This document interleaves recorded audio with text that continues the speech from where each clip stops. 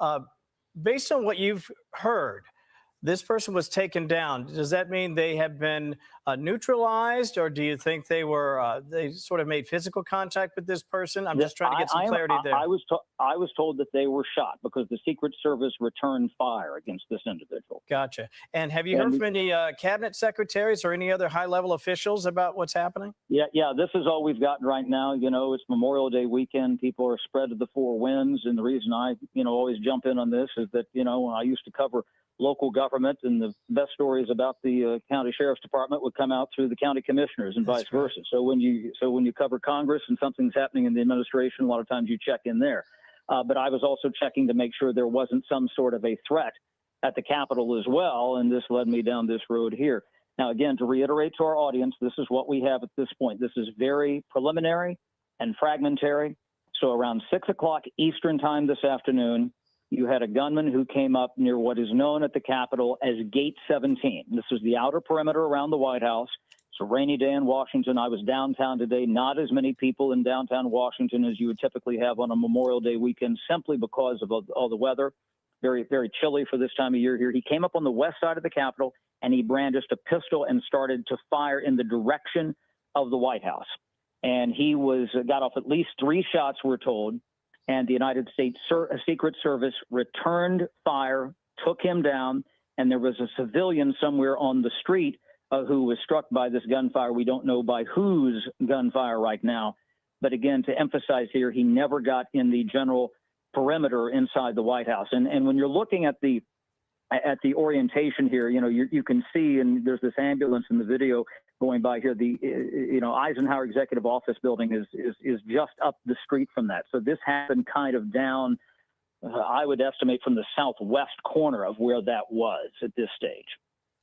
Hey, Chad, it's Alicia Acuna here. You mentioned that you'd covered local politics and law enforcement there. So I'm curious, when we saw the shooting of the White House Correspondents' Dinner, there was an immediate coming to the cameras by not only the president, but also by members of law enforcement. This is a different situation here.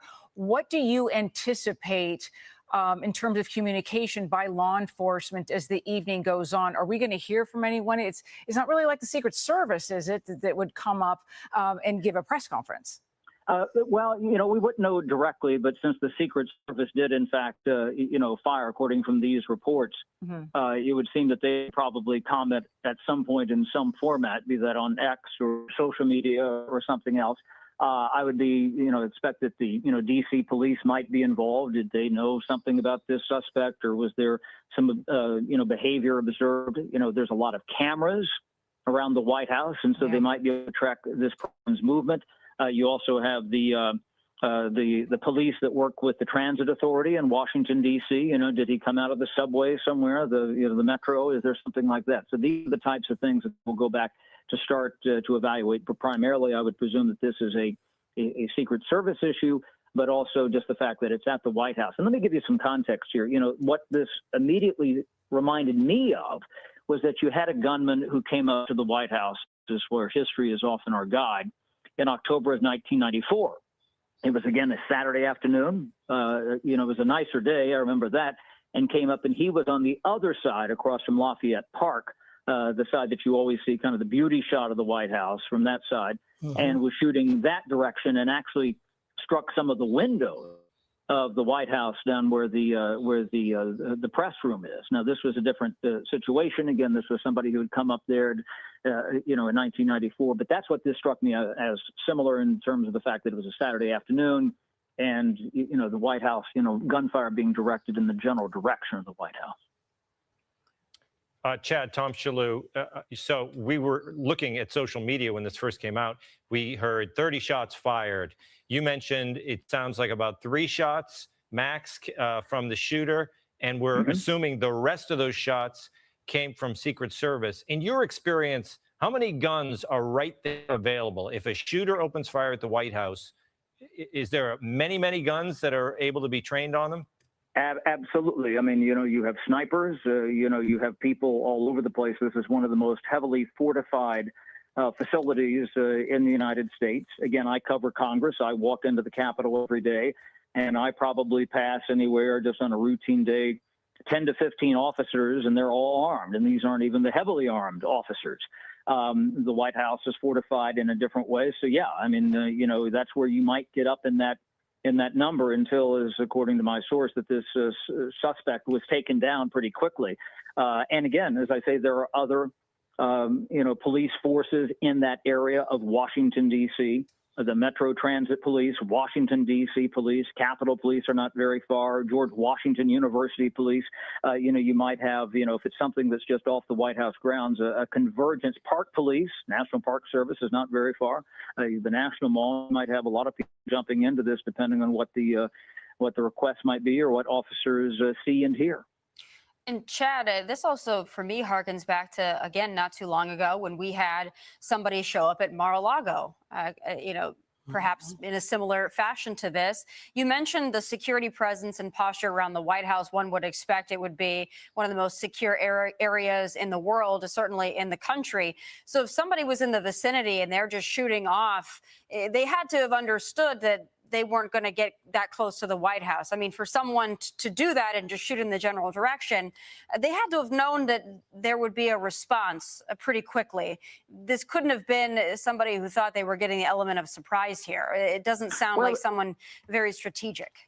Well, that's where I talked about what happened in 1994. This person just opened up fire on the White House on the other side. That was a completely different situation. I mean, you have had incidents down the White House where the threat has not been toward the facility itself or the president of the United States himself, where you've had local crime in Washington, D.C. You might remember when President Obama was in office, and it took them quite a while to figure this out. There had been what was alleged to be, gunfire, gun activity by gangs downtown.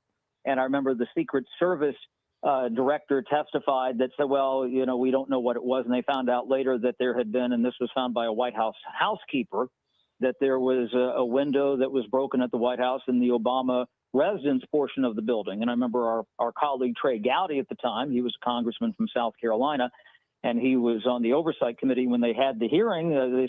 She said, well, it was hard to see and everything. And he famously said in that hearing, can you hear at night?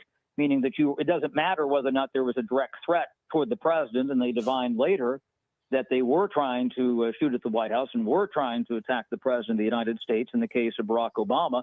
And they just kind of dismissed this as, casual gunfire in the area, as much as one can dismiss casual gunfire in downtown Washington, D.C. near the White House. And people said, we don't care what it was. This is near the White House. There should be a better response. And certainly in this case, if there was a threat, or even if it wasn't, we don't know the motives of this suspect here, they certainly were able to neutralize him quickly. And that was not the case when you had this threat with the Obamas, and one of the windows was actually broken then. And it took them weeks, nay, months to figure out that this was actually an attempt to kill the president of the United States. If you are just joining us, you are looking at live pictures just outside the White House. It is on lockdown. This is very likely 17th Street, which is on the western side of the White House. You see Secret Service activity right there. Reports of gunfire. In fact, there are some reports online. We've seen video of some of the people who were actually reporting at the time of the gunfire. We are being joined by our chief congressional correspondent, Chad Pergram. Chad, if you would recap for the folks who are just joining us, what you know and what might be happening even now as we continue to watch these pictures. Right. And the first thing that we've gotten in here from the Secret Service, you were asking me a few minutes ago about, who might put something out, that the Secret Service just a bit ago put out a statement saying, quote, we are aware of reports of shots fired near 17th Street and Pennsylvania Avenue Northwest, and we are working to corroborate the information with personnel on the ground. Additional information will be provided as it becomes available. So to the viewers just tuning in right now, what we have here around 6 o'clock Eastern time, there was, you could hear people who were on the ground there. I wasn't there, but there was a report of gunfire near the White House. And I jumped in here because sometimes, when there's a threat at the White House or the executive branch, maybe there's something going on at the Capitol. So I started to dial in with sources there. We're told that this was on the west side of the White House grounds. Again, you have the White House, and you also have the outer perimeter there, Gate 17, as it was described to me, near the Eisenhower Executive Office building. Somebody came up and brandished some sort of a pistol. I'm told that it was a pistol, in fact, not a long gun or a rifle or anything like that. And the alleged gunman got off at least 3 shots. And the United States Secret Service, who obviously prowl that area, you know, some things might not be obvious to people walking by, but certainly to the people, you know, guarding the perimeter. They responded to this. They're trained to respond to that gunfire. And I'm told, and this was the quote that was given to me, that they took the suspect down. Quote, they took him down. So this is a male suspect.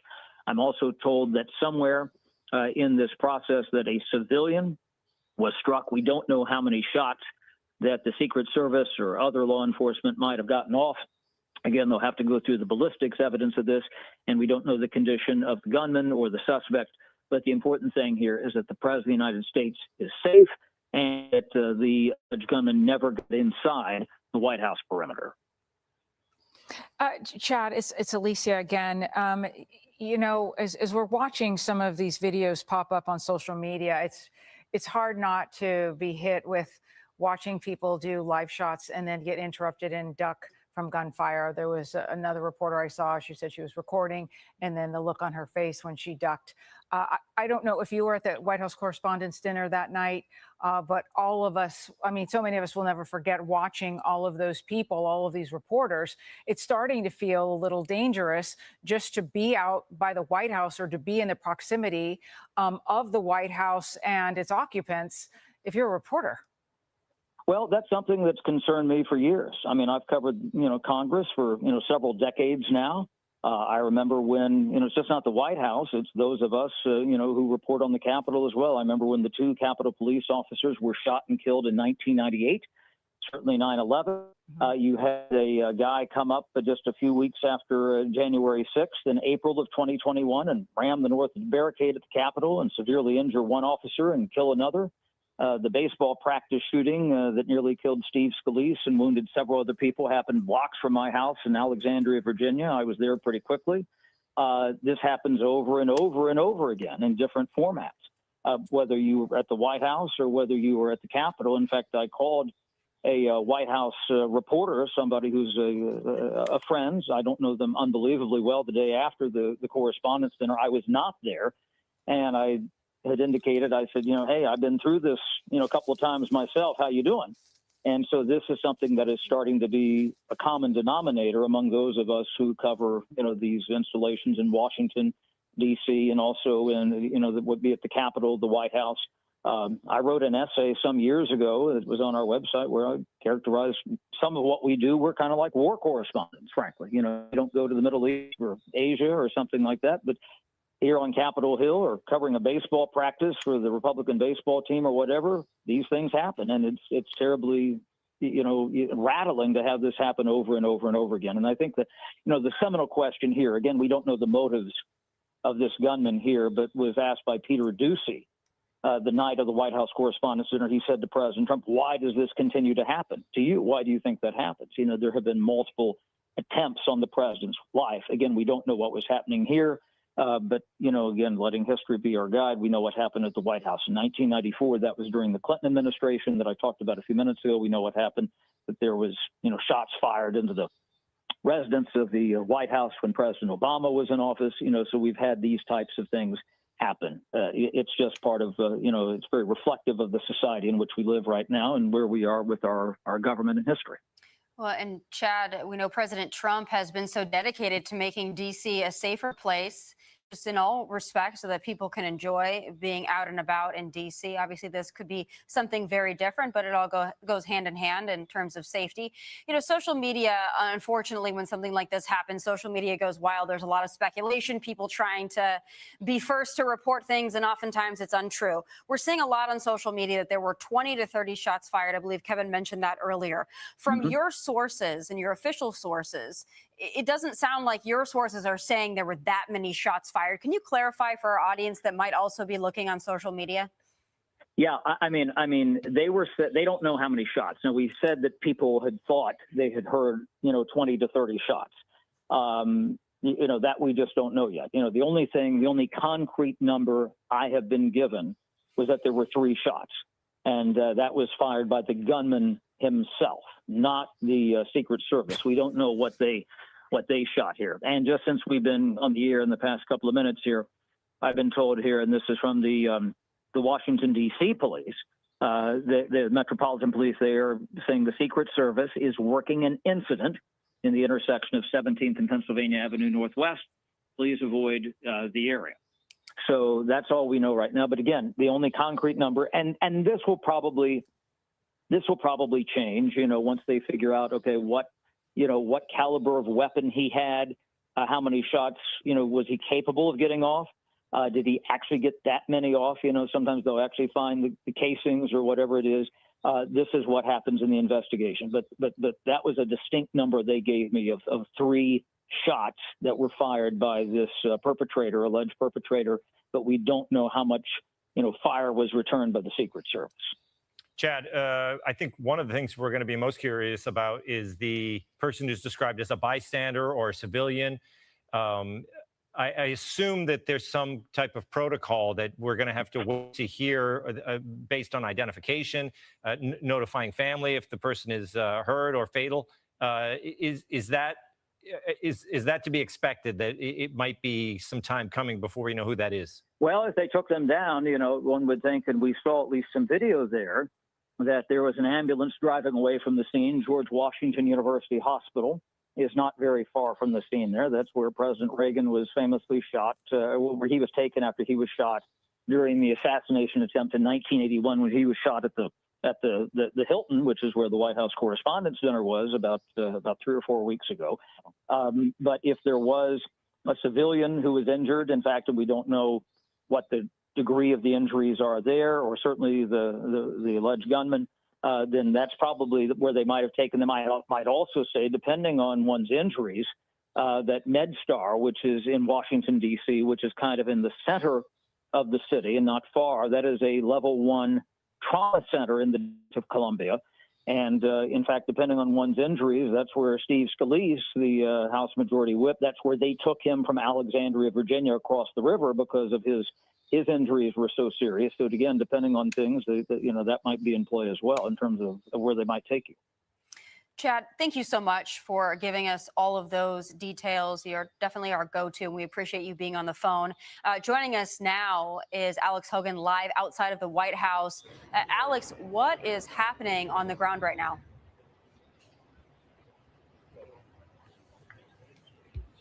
Alex? I think perhaps we're going to go back to Chad while Alex gets up and running. Obviously, we just spoke to her earlier on a different issue. So we're going to go back to Chad, who is luckily still on the phone for us. I'm Chad? here.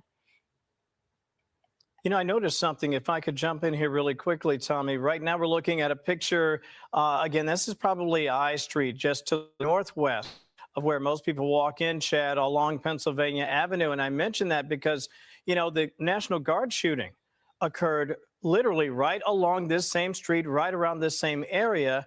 And again, I think it speaks to, and I will be fair. I think, thank goodness, since the National Guard has come to town, things are clearly safer. They not just feel safer, they are safer. And yet you will have pockets of crime that do happen. You'll have instances that happen. In this particular circumstance, again, 17th is not immune to what can happen in a large city like Washington, but it's obviously heightened, in particular when we know the president has just gotten back to the White House not that long ago. We have these high-level meetings happening with the Iranians. There are a number of different ways you might interpret what has happened here today. Okay. Chad, can you hear me? Yes, I got you there, Kevin. I'm sorry, we were having a little bit of a technical issue here. Pose the last bit of your question to me again, please. Yeah, not a problem. I was just saying, especially when you consider the pictures we're looking at right now, this is the northwest side of the complex along 17th. You'll recall the Secret Service, or make that the National Guard shooting occurred not terribly far from what we're looking at in terms of these pictures. And yet, while D.C. is demonstratively safer now that we've had the National Guard in town, it doesn't mean a city like D.C. is immune to circumstances like this. Yeah, and that's one of the other things they'll have to, parse out. Was this, in fact, something that was directed, at the president, at the White House? You're looking at that kind of, mauve building there, that those are offices of the executive branch there, in the distance with the flagpole atop. That's the Eisenhower Executive Office building. So you're right in that complex there. And you do have, quote, regular crime that happens in this, in downtown D.C. And that's, I remember there have been several of these incidents over the years where there's been some crime in downtown D.C. and people have heard things.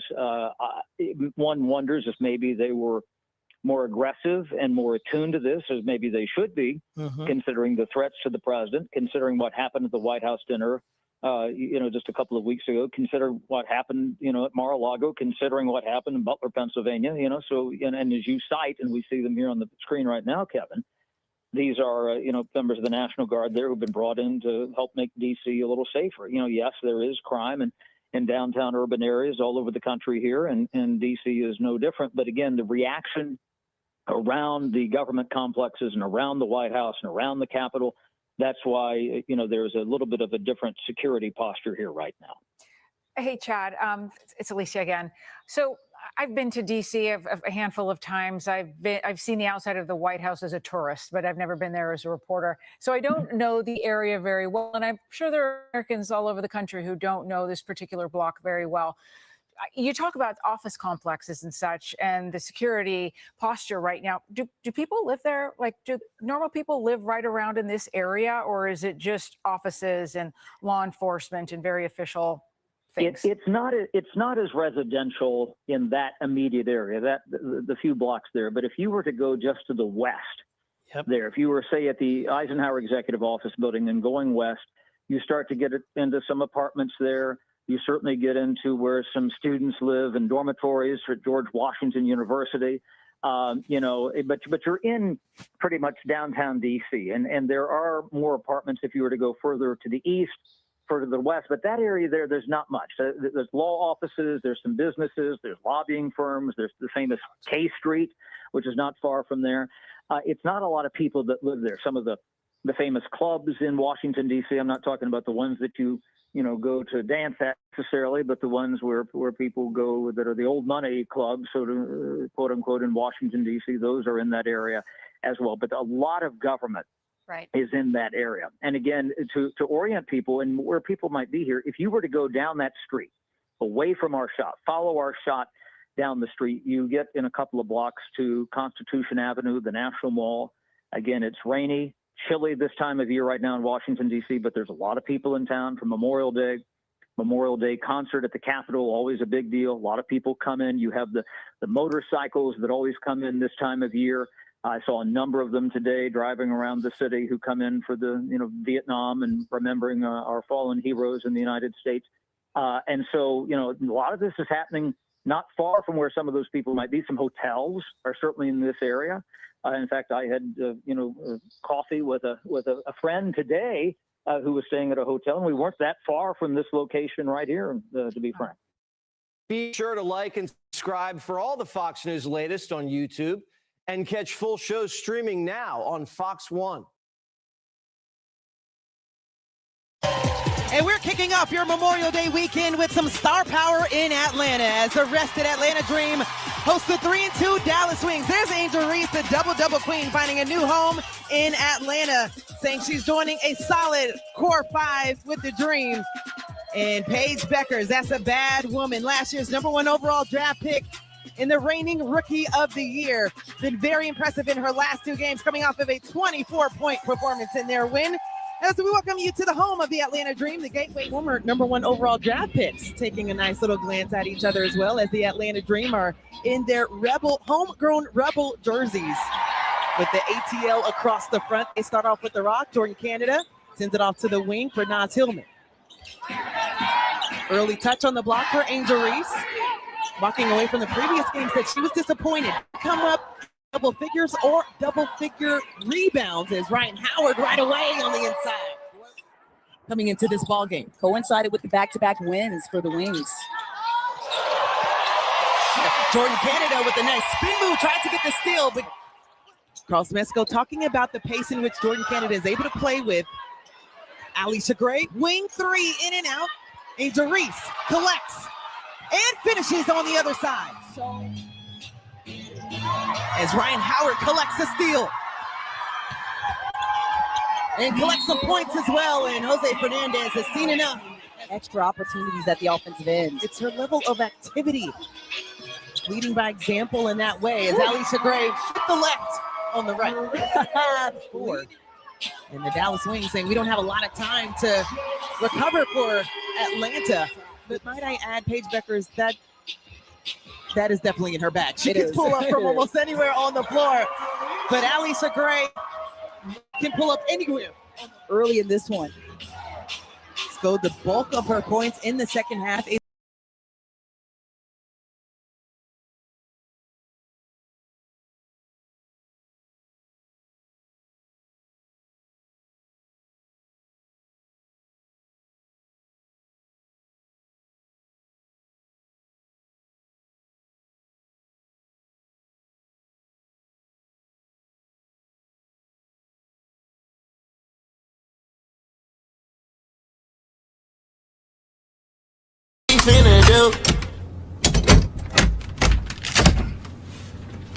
This motherfucker is locked. Talking, I'm in love, baby.